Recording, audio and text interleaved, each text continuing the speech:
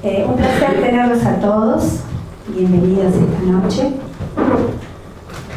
Tenemos un invitado de lujo, una persona que es no solamente conocida por lo que él hace, sino que es una persona apreciada y valorada. Donde uno lo nombra, Gustavo Vera, con placer, con admiración, con respeto. Y esto me parece fantástico. Y más fantástico es que él haya aceptado venir a charlar con nosotros sobre un personaje tan discutido como Sarmiento, ¿no? Un personaje que ha sido tan odiado y tan amado y tan discutido y tan comprendido como pocos. Quiero hacer una breve reseña sobre lo que es la agrupación Juan B. Justo, para los que no la conocen todavía, y también lo que es el Instituto Arete, que nos convoca hoy. Nosotros elegimos el nombre de Juan B. Justo para esta agrupación, para realizar una tarea de formación de ciudadanía no partidaria. Decidimos crear el Instituto Arete para poder hacer todos estos encuentros y estas reuniones culturales. ¿Y por qué le pusimos Arete? La arete es un concepto, ¿lo conoces? Un concepto un poco difícil a veces de definir, pero tiene que ver con un conjunto de cualidades cívicas, morales, intelectuales. Tiene que ver con la capacitación para pensar, para hablar y para obrar con éxito. Tiene que ver con la dignidad y con el honor. Y los griegos decían que la persona, el ciudadano correcto, el ciudadano valioso, es el que es políticamente excelente, ¿no? La excelencia política. Y esa excelencia política se daba cuando el individuo practicaba tres virtudes fundamentales. 1, la valentía.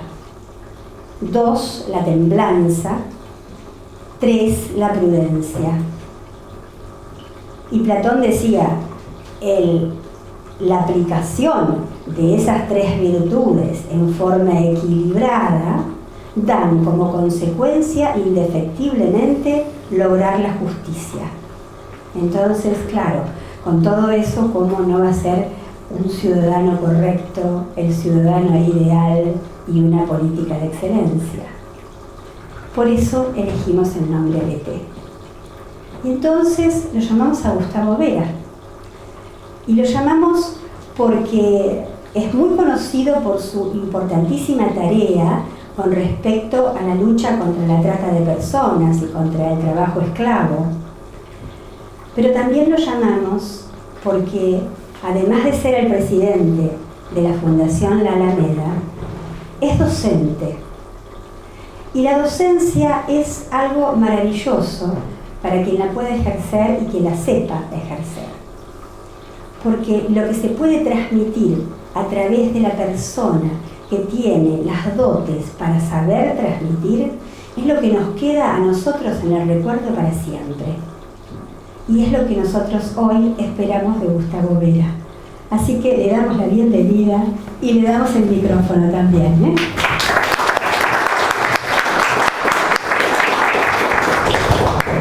Bueno, gracias por la invitación. Primero pedirle disculpas por lo de aquel viernes, que bueno, mi intención era venir, me afanaron hasta los libros de Sarmiento, así que voy a hablar a capela porque se fueron con mi computadora. Lo debe tener Pocino vestido, no sé quién, pero yo no lo tengo. Así que bueno, voy a tratar de citar un poco de memoria. Igual lo importante, digamos, es tratar de adentrarnos un poco en el personaje, separando todas las lagañas de las idealizaciones y las demonizaciones, digamos, que ha tenido y que tiene Sarmiento, ¿no? En cualquier escuela es un clásico que el día del maestro, cuando se entona el himno de Sarmiento, un grupo de maestros lo cante y otro no, ¿sí? Todavía es motivo de polémica, de polarización. hay sectores que lo han demonizado y lo han presentado prácticamente como un agente, digamos, del capital concentrado, de la oligarquía, un enemigo de los indios, de los gauchos y de los negros. Hay otros que lo han presentado como la Dalí del progreso, digamos, prácticamente transparente. Es más, el diario La Nación reivindica a Sarmiento cuando el diario La Nación en vida lo mataba a Sarmiento, ¿sí? Pero bueno, en fin, es como que Sarmiento ha sido igual que Alberdi, pero Sarmiento más porque Sarmiento estaba en el barro, era un hombre de praxis, no era un hombre solamente que pensaba estratégicamente. Alberdi pensaba estratégicamente. Alberdi pensaba escenarios de alguna manera y buscaba cuáles eran los vehículos para poder llevarlos adelante. Sarmiento tenía alguna idea y trataba de pelear contra la historia para tratar de que esa idea de alguna manera se materializara. Y entonces se metía en el barro y con su pasión, con su franqueza, con su sinceridad, uno puede encontrar realmente frases desopilantes de Sarmiento que pueden justificar la posición de los que dicen que el tipo realmente odiaba todo lo que eran los pobres, los indios, los gauchos, y puede encontrar también un montón de citas que dicen todo lo contrario. Porque en realidad Sarmiento no fue siempre igual a sí mismo, fue cambiando, fue madurando, ¿sí? Y tuvo diferentes etapas en su vida. Incluso en el último tramo de su vida se reencuentra con quien históricamente peleó, que era Alberdi, ¿sí? Las polémicas entre Alberdi y Sarmiento son las más importantes del periodo que va de 1850 a 1890. Son las polémicas, digamos, son las dos personas que más influyeron en el pensamiento, digamos, de Argentina en aquellos años. Y en los últimos años, cuando Sarmiento tenía 75 años, empezó a reconocer un montón de virtudes, digamos, del pensamiento de Alberdi, porque su propia experiencia lo había llevado también a reconocer algo que su propio rival planteaba respecto a la estructura socioeconómica argentina, respecto a lo que Sarmiento quería hacer y a las limitaciones que tenía para poder llevar adelante lo que Sarmiento decía que era una revolución norteamericana, entendiendo que Norteamérica en aquel país era un país latinoamericano, era un país, americano, pujante, no era un imperio que explotaba a otros, ¿sí? Estaba haciendo una revolución democrática formidable y Sarmiento estaba muy influido por ese ejemplo. Y quería de alguna manera trasladarlo al contexto de lo que era la Argentina de aquellos años. Entonces, hay una... si van a esperar, podemos hacer una aproximación, ¿sí?, al pensamiento de Sarmiento, a las ideas de Sarmiento y a lo que entendemos que son virtudes y lo que son limitaciones y cosas que ha superado con el tiempo, pero obviamente vamos a estar fuera de alguna manera de la estigmatización o de la idealización, que son los dos parámetros con los que de alguna manera hoy se habla de Sarmiento. En los manuales, con los gobiernos, en los grandes diarios, en general son pocos los que tratan de adentrarse realmente en el personaje. El personaje tuvo tres etapas claramente diferenciadas. Una etapa de joven donde, primero es importante tener presente que era Argentina en aquel momento. Sí, Argentina era un país que tenía de alguna manera una gran tragedia que Alberdi había definido como la tierra rica hacia el hombre pobre, ¿sí? O sea, contra la tesis de Sarmiento, que en sus años jóvenes creía y maldecía que no nos hayan conquistado los ingleses en lugar de los españoles, y él atribuía un factor cultural, el problema del desarrollo, Alberdi le contestaba: no, es la economía, es la economía. Nuestra tierra rica hizo al hombre pobre. O sea, la tierra rica, ¿qué significa? Una tierra donde las vacas se multiplicaban solas, lo mismo que los caballos, donde la ganadería era prácticamente un trabajo que no requería demasiada inversión, ¿sí?, tendía a generar una estructura parasitaria de una clase dominante. Y daba como ejemplo que esto también ocurría en Estados Unidos, en el sur de Estados Unidos. De hecho, en el sur de Estados Unidos, las plantaciones de algodón eran, digamos, intensamente explotadas por clases dominantes que utilizaban la esclavitud de la trata de negros del África que le proveían sus socios de Inglaterra. El norte de Norteamérica fue el ejemplo. Ahora, el norte de Norteamérica peleaba contra condiciones inhóspitas, ¿sí? Terreno pedregoso, difícil de cultivar, difícil para la ganadería, se lo repartieron todo porque no valía nada. Y de alguna manera empezaron a romperse la cabeza para ver de qué manera le sacaban jugo a ese territorio, ¿sí? Entonces empezaron, digamos, la práctica una especie de reforma agraria. Una especie de reforma agraria, un cultivo, digamos, variado en la agricultura, un inicio de desarrollo industrial, después Lincoln y todo lo que ustedes ya saben, digamos que fue la unificación norteamericana con la victoria del norte sobre el sur. Ahora, el sur de Norteamérica se había formado casi a imagen y semejanza de lo que eran las tierras sudaméricas, particularmente en las grandes áreas cultivables de la Argentina, ¿sí? Había monopolio, había esclavitud, había explotación, había clases parasitarias que no tenían mayor interés en desarrollar concretamente al país, y solamente estaban preocupados por su propio bolsillo, y todo esto atravesado por la tragedia previa que fue el enfrentamiento de unitarios y federales, la pelea por el puerto concretamente, la pelea entre la burguesía comercial vinculada al capital británico, los estancieros de Buenos Aires y los estancieros a su vez del interior, estas luchas fratricidas que llevaron, digamos, 20 o 30 años de historia perdidas, digamos, y después de Caseros, empieza el proceso de reconstrucción, contradictorio, todavía con disputas, todavía con peleas, pero en ese periodo de renacimiento, de reconstrucción, organización de la Argentina, Alberdi y Sarmiento ahí empiezan a jugar un rol clave, ¿sí? Entonces, Alberdi era más escéptico respecto a las posibilidades que había de impulsar un desarrollo a lo norteamericano. Decíamos que por empezar tenemos una clase absolutamente parasitaria, basada en la reproducción automática de vaca, concretamente, y colgada de la importación de capital inglés. Así que en este contexto es muy difícil, salvo que se avance en una reforma agraria de fondo. Sarmiento era mucho más optimista, ¿sí? Pero Sarmiento tenía una virtud, o sea, la virtud de que, a pesar de que él sabía que había condiciones muy adversas para cambiar una realidad, igual se metía en el fango y peleaba a brazo partido para tratar de cambiar esa realidad. De hecho, cambió cosas a contramano de la propia historia, ¿sí? Porque es una cosa insólita que haya logrado una educación universal, que le haya quitado el monopolio al culto confesional, concretamente haya logrado una educación universal en una democracia que estaba basada en lo que diría Sarmiento a los 75 años, en una aristocracia con olor a bota. ¿Se entiende? O sea, en ese contexto, Sarmiento fue más lejos, inclusive, de lo que la propia estructura económica social le permitía. Pero al principio, las ideas de Sarmiento estaban muy cercanas a lo que era de alguna manera el unitarismo clásico, el unitarismo porteño, ¿sí? Su desprecio por el indio, su desprecio por el gaucho, no entender de alguna manera que todo eso no era más que un subproducto o un emergente de una estructura económica social, ¿sí? Cierta de alguna manera adulación de lo que era Inglaterra, cierta subestimación, digamos, de lo que eran las clases populares, y paradójicamente Sarmiento fue el que más benefició a las clases populares. Por eso es un hombre realmente muy polémico, se lo puede tomar desde muchos puntos de vista. Si uno quiere estigmatizarlo, quiere idealizarlo, lo mejor es tratar de verlo no como una fotografía fija, sino en su dinámica.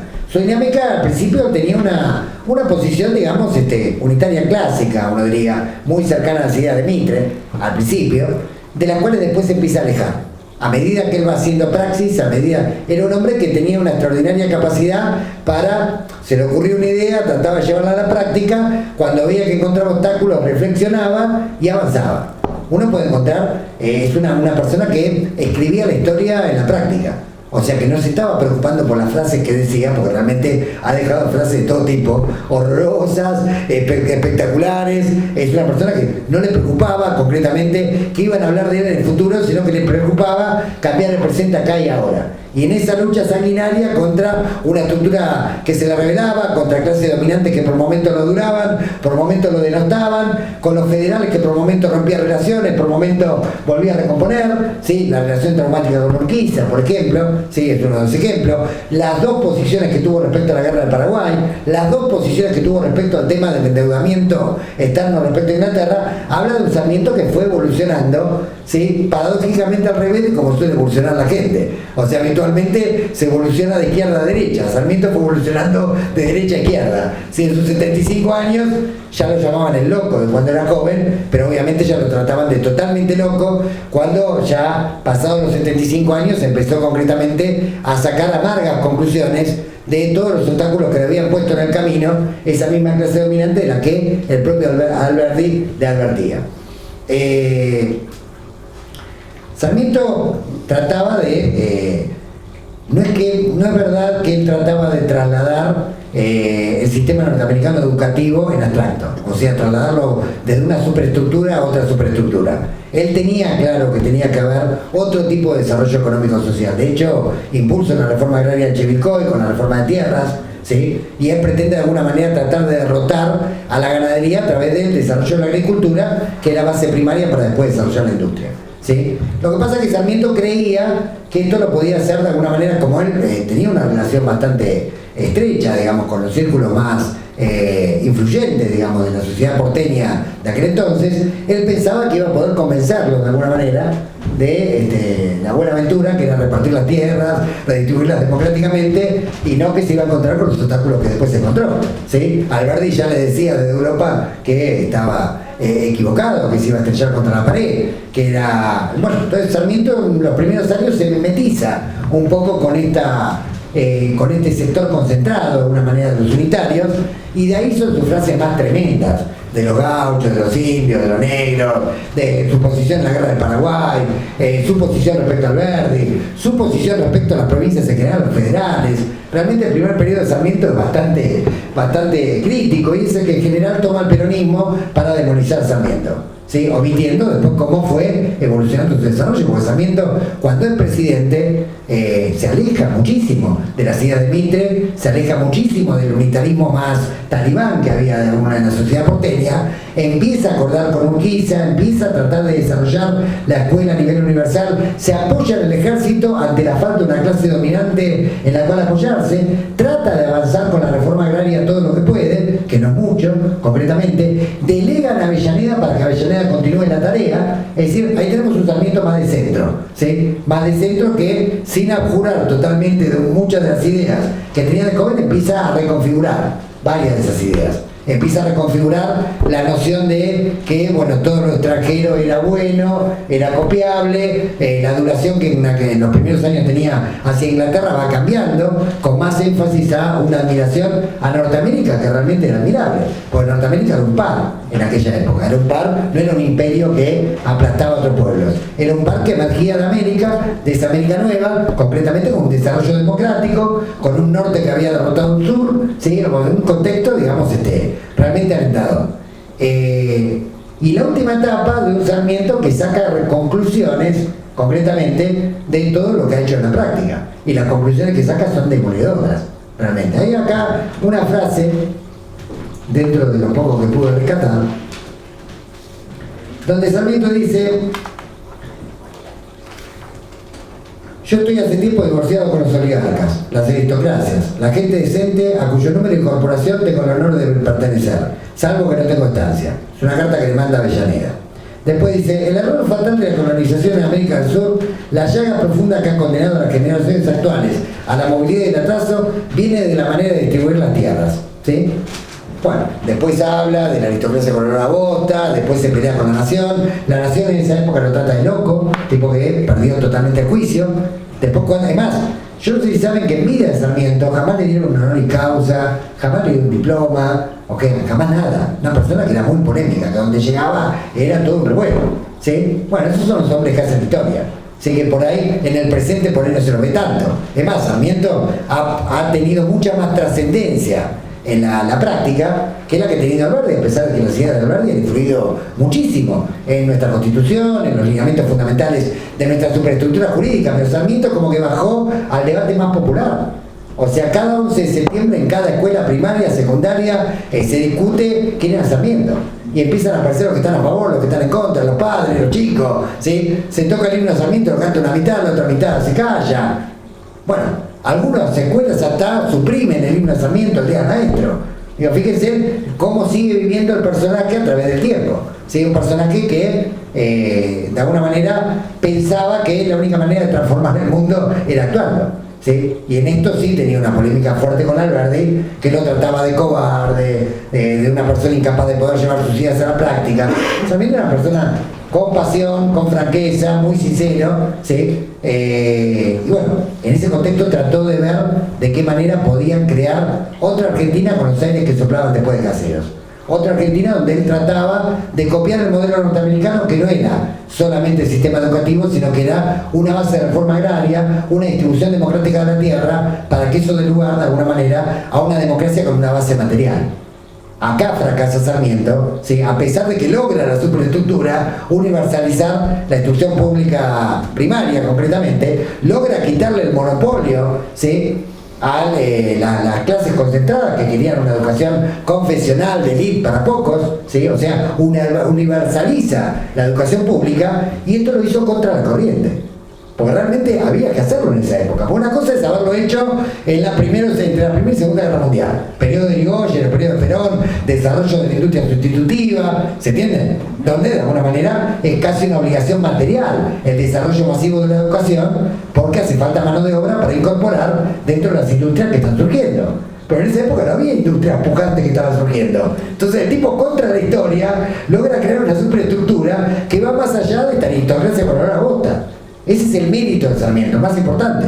O sea, como hombre de alguna manera imbuido de una gran pasión, una claridad de ideas y sobre todo una gran capacidad de maniobra, porque Sarmiento no era lo que se hizo un intelectual, era un hombre de praxis.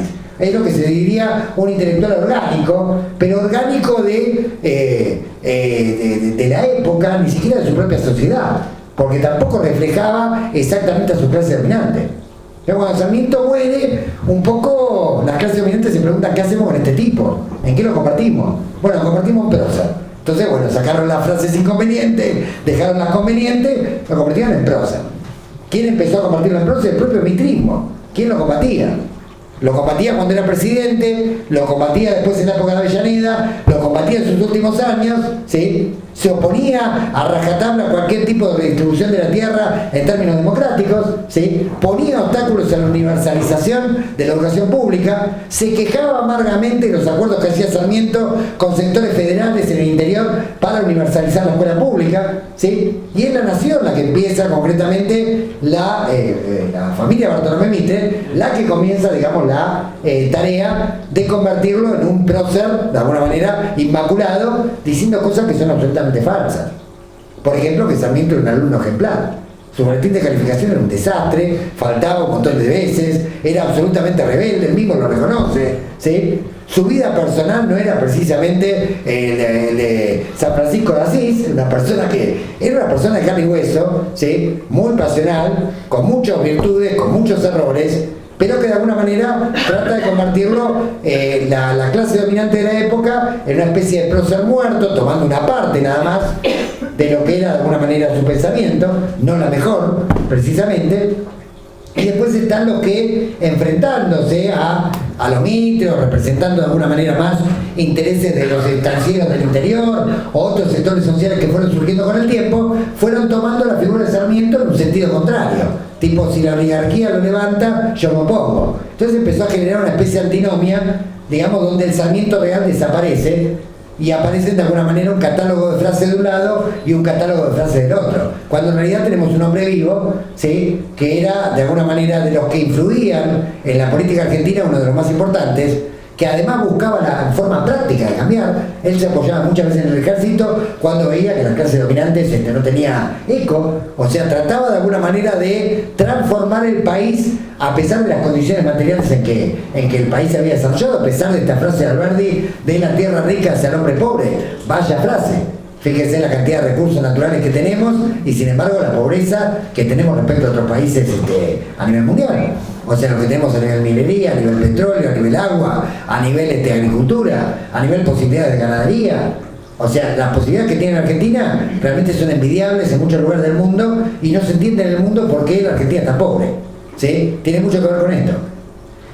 Por otra parte, un sistema educativo siempre está ligado inevitablemente tiene que reflejar, digamos, las condiciones estructurales de su época, las condiciones socioeconómicas de su época. Bueno, Sarmiento universaliza la instrucción primaria y prepara de alguna manera las condiciones para los desarrollos económicos que venían posteriormente, pero en aquel momento había un conflicto entre esa superestructura cultural, educativa que universalizaba y lo que eran las posibilidades de trabajo real, lo que era el desarrollo económico real que en ese momento tenía la Argentina, donde todavía los dos actores principales a nivel de las clases dominantes era la burguesía comercial porteña, concretamente, y después los estancieros que tenían pujas, digamos, parciales entre sí, entre los de Buenos Aires y los de Buenos Aires con respecto a los del interior.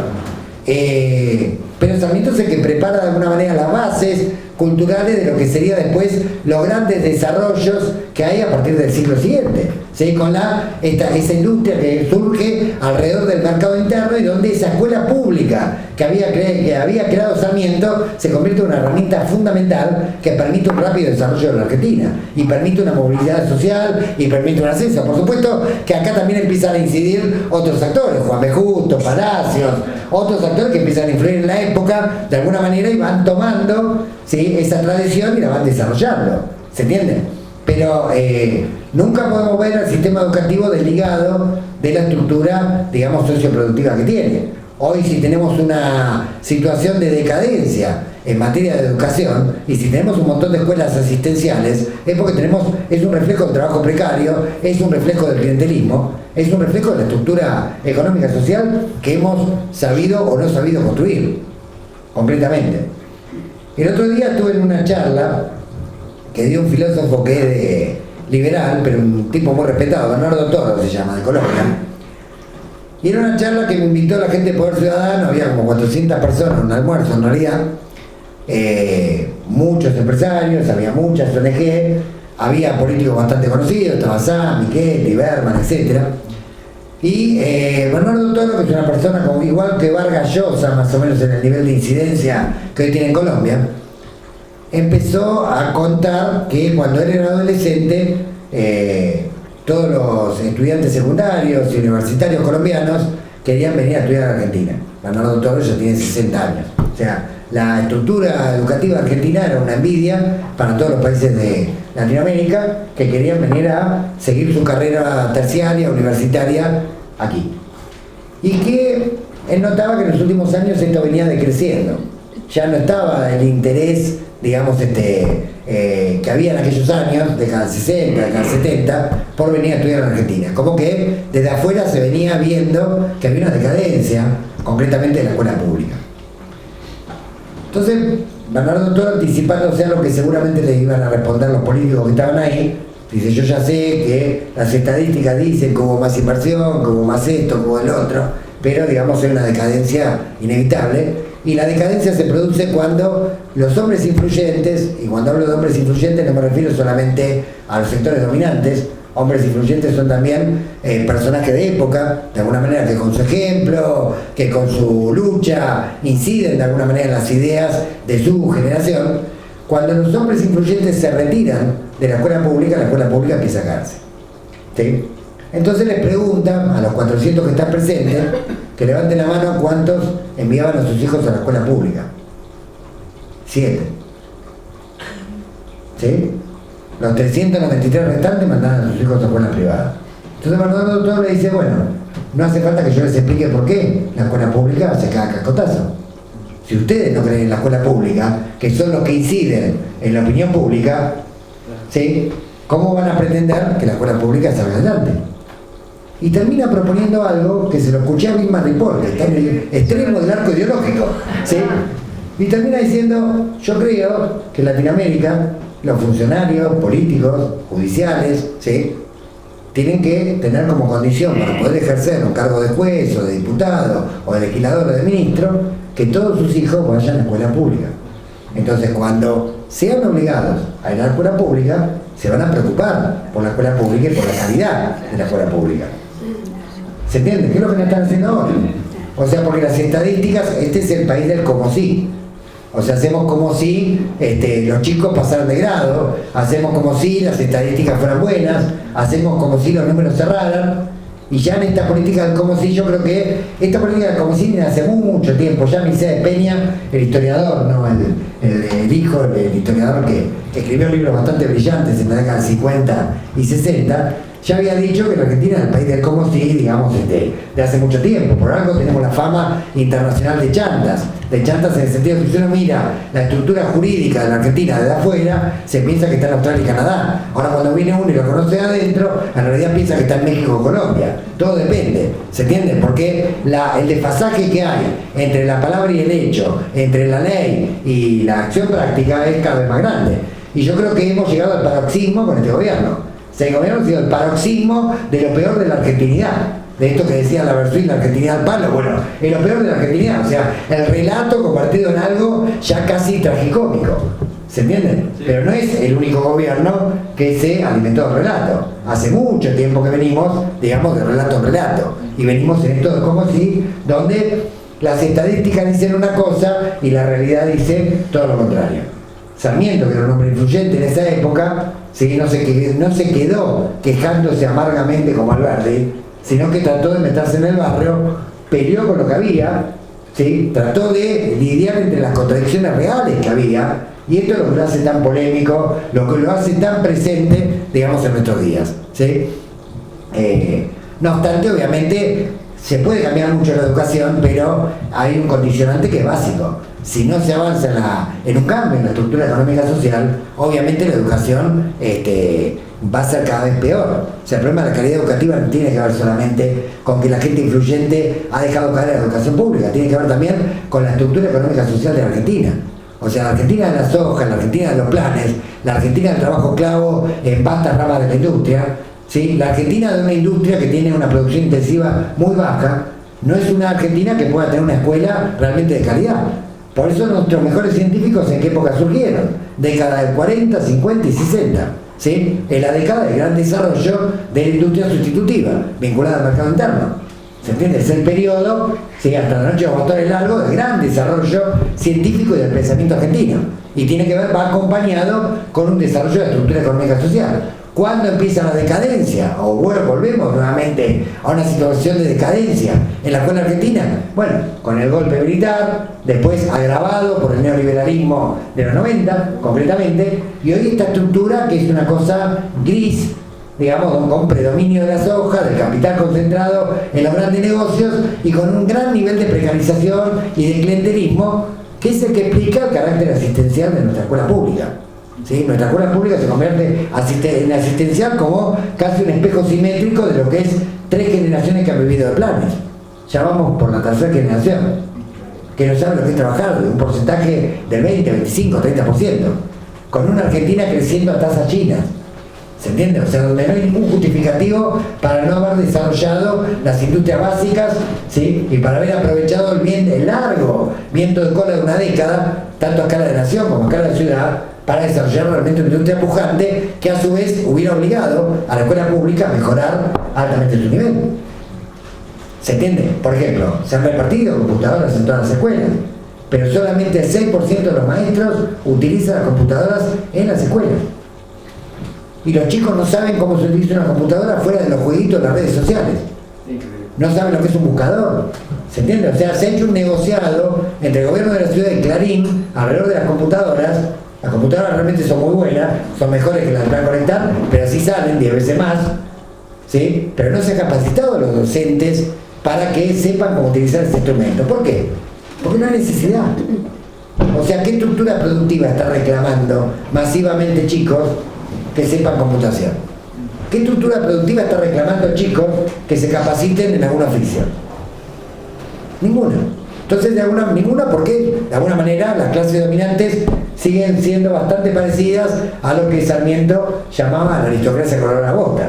Ahora es la aristocracia colorada soja, digamos, lo único que ha cambiado, digamos, no ha habido grandes alteraciones, digamos, en la estructura económica social, salvo en el periodo de la Guerra Mundial, el periodo del 40 al fines de los 70, que ahí mostró de alguna manera lo mejor de las potencialidades argentinas, ¿sí?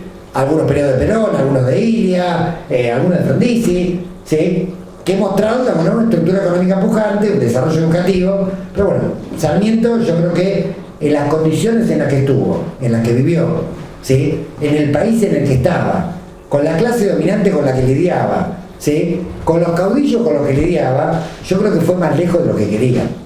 O sea, más lejos, en esto es algo interesante, porque muy pocas veces en la historia la superestructura de alguna manera logra imponerse a la estructura y ir un poquito más allá. Y Sarmiento fue más allá.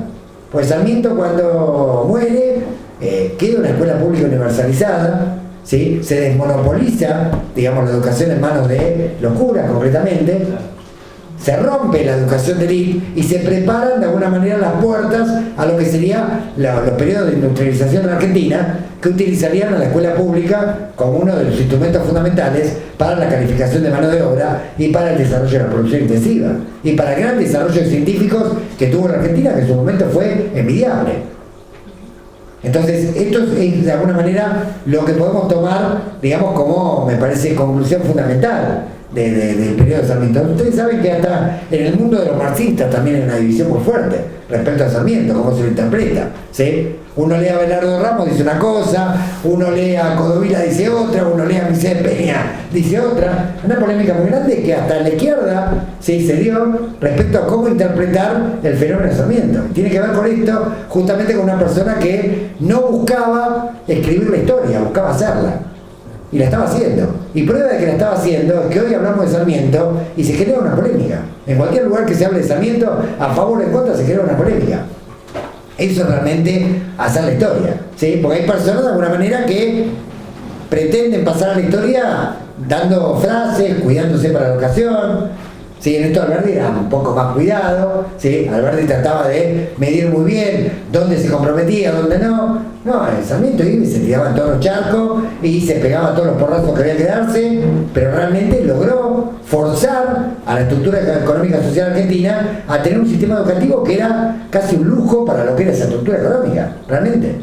Y que preparó el camino a otro tipo de Argentina. Desde ese punto de vista, el aporte de Sarmiento indiscutiblemente fue revolucionario, sin dejar de tener en cuenta, digamos, un montón de aspectos negativos de Sarmiento, pero Sarmiento tenía la idea de, bueno, hay que cambiar con lo que hay. En aquella época no había un partido socialista, no había nada. Porque la aristocracia colgaba votos y no había más nada. Y era la clase dominante porteña y con eso trabajó Sarmiento. Y con la guerra que venían de 30 años de unitarios y federales, con eso el tipo trató de meter lo que era el sistema más avanzado de la época, que era el norteamericano. Y lo trató de meter por abajo, Chivilcoy logró algo con la reforma de tierra, pero después se estrelló contra la pared. Porque obviamente la gente de Mitre le dijo hasta acá llegaste. O sea, la educación pública, todo bien, ¿sí? Ya se ha quitado la locura, ya le pusieron bastantes obstáculos para que lo hiciera, pero no le iban a permitir que eso fuera acompañado de una reforma de las tierras, que era lo que realmente hubiera integrado armónicamente, digamos, la estructura educativa que proponía Sarmiento con la base productiva.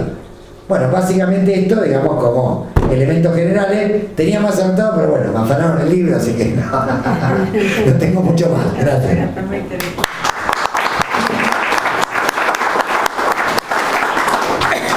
Ahora le vamos a poder preguntar todo, ¿eh? Sí.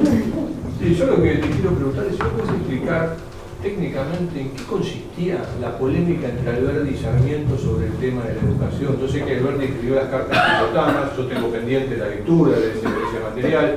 También me gustaría ver cuáles fueron las contestaciones de Sarmiento y no sé qué bibliografía buscar para investigar ese tema. Si puedes explicar exactamente cuáles eran los puntos de controversia entre ellos. Mira, los puntos de controversia tenían que ver concretamente primero con la caracterización básica de lo que era la Argentina y cuáles eran los modelos que podía alcanzar la Argentina. Alberdi era partidario de un modelo parecido al de Solano López, concretamente un desarrollo fuerte del Estado, con pymes alrededor. En esa época Solano López había desarrollado hasta los ferrocarriles, hubo una guerra pergeñada por Inglaterra, donde se utilizó el gobierno de Argentina, el de Uruguay, el de Brasil, para destruir esa estructura económica y social. En aquel momento Alberdi fue partidario de apoyar concretamente a Paraguay, Sarmiento fue partidario de la invasión, después Sarmiento cambió de posición, ya siendo presidente, Sarmiento no se presta al saqueo del Paraguay, dice la victoria no da derechos, concretamente. Pero había una discusión respecto a cuáles eran las clases dominantes en Argentina y cuál es el paradigma hacia donde se podía avanzar. ¿Sí? Lo que decía Alberdi es que, bueno, que de la mano de algunos sectores del interior lo que había que provocar era una revuelta sobre Buenos Aires y avanzar hacia un tipo de Estado parecido al de Paraguay. Lo que Sarmiento pensaba era que se podía influir desde adentro de la clase dominante, lo que pensaba al principio, ¿no? Desde adentro de la clase dominante e ir llevándolo de a poco a un sistema norteamericano, ¿sí? A su manera los dos encontraron las limitaciones, ¿no? Alberdi encontró las limitaciones de los caudillos federales que también eran bastante, de alguna manera, parasitarios como los de Buenos Aires, solamente eran más revoltosos porque no tenían el control de la aduana y del puerto concretamente, y Sarmiento también chocó con el propio también capital concentrado, por eso en los últimos años los dos empezaron a reconocerse en sus ideas y hasta empezaron, digamos, a compartir ideas comunes. Lo que Alberdi decía es que el camino que seguía Sarmiento era un camino equivocado porque obviamente no le iba a permitir la clase dominante avanzar como Sarmiento pensaba. Sin embargo, y en esto Alberdi tenía razón, pero Sarmiento también tenía razón, es lo que hay, con esto avanzó, y algo avanzó, más allá de la clase dominante. Se entiende una tragedia muy viva, donde no es que hay totalmente razón o totalmente no verdad de un lado o del otro. De los dos lados eran dos personas que vivían la época, sufrían la época, y Sarmiento la sufría en vivo y en directo. Sí. Yo quisiera agregar, porque no se tocó la parte jurídica de Sarmiento y es muy importante. Sarmiento estaba tan interesado en la parte educativa, en la parte de formación y sobre todo en lo que era la prevención de la salud ya en aquel entonces, sí, sino en la parte jurídica, a tal punto que le deja a Vélez Arfiel, gran amigo de él, y que haga el código civil, creo, el Código Civil de la Nación, que es el actual. Y creo que es un punto muy importante ese, porque no solo se separa ideológicamente, separa a la Iglesia del Estado, sino que estructuralmente y jurídicamente también le da la posibilidad para el futuro, y ahí también habla Alberdi de ese tema, cosa de que nunca más se toque ese tema.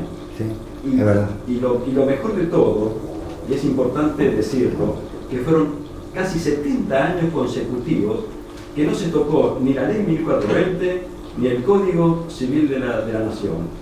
Es ahí donde está justamente el fracaso del siglo XX, donde cada periodo que vino quebró con lo anterior.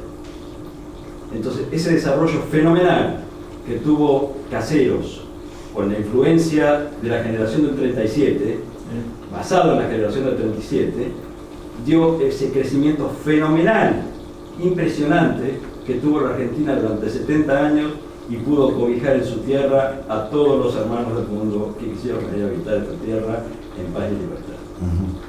Sí, estoy de acuerdo. Es más, inclusive formó un gabinete de notables que se alejaba, que pretendía hacer equilibrio.